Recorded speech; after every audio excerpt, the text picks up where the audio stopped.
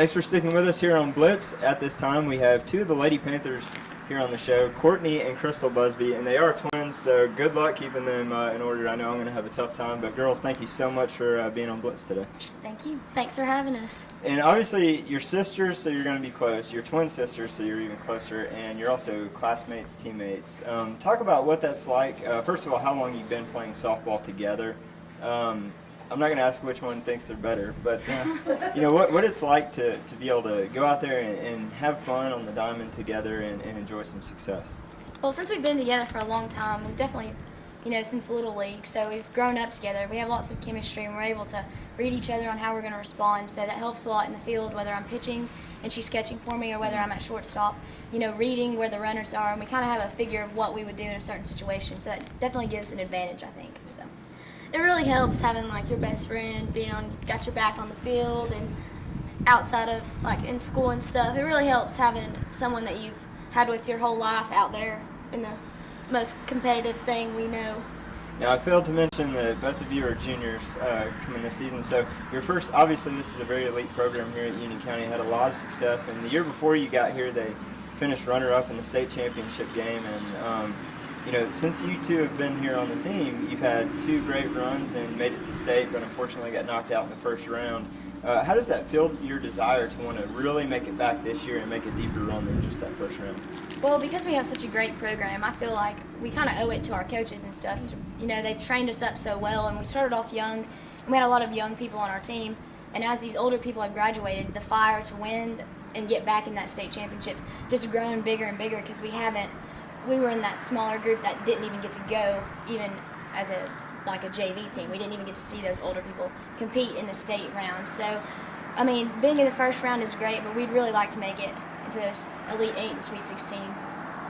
Yeah, it really puts a fire under the pot just to know that you have so much more that after one season, you know what you did wrong and how you can grow, and then our coaches really help us learn really how we can get to that next step, and I think it'll come together this year. I think we have a good chance.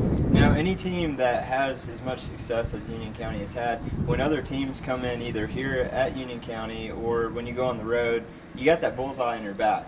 Every team wants to take down the top team, and that it kind of gives an added desire for the other team, no matter what their record may be at the time. How do you feel individually and as a team that you deal with that pressure that exists with everyone wanting to take you down? Well, because there is a lot of pressure on us to do well, since we are one of the top elite teams in our region, I think we all distribute it really well. We depend on each other, we rely on each other, and so if you worry about your position, you know that your teammates have your back and theirs, and so it really keeps a cooler place whenever you're trying to compete, so it's nice. And our coaches help us stay up, and the team, we're really a loud talking team.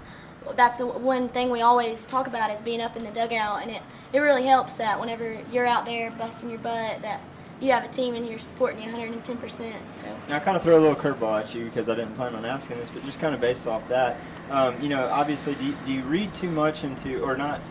How do you deal with when you hear the talk around town or talking about your record or rankings? Do you guys ever? Is it hard to try to block that out sometimes?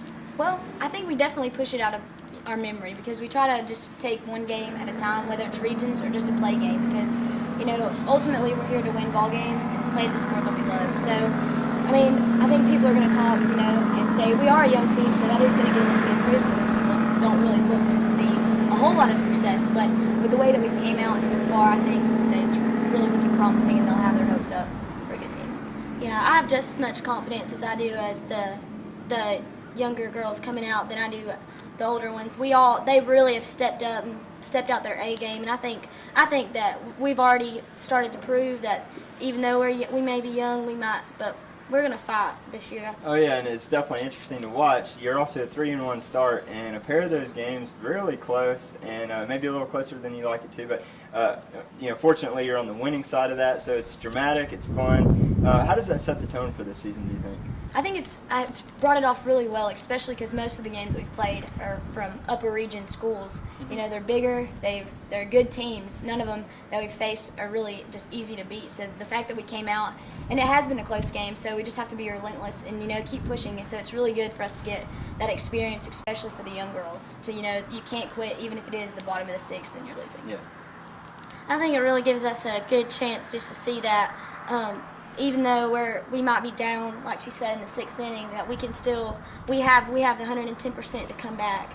So I think that's really going to set us going, knowing that that's not going to stop us as coming out. The last question for you girls, and then I'll let you go. But talk a little about your individual and team goals that you have for 2013.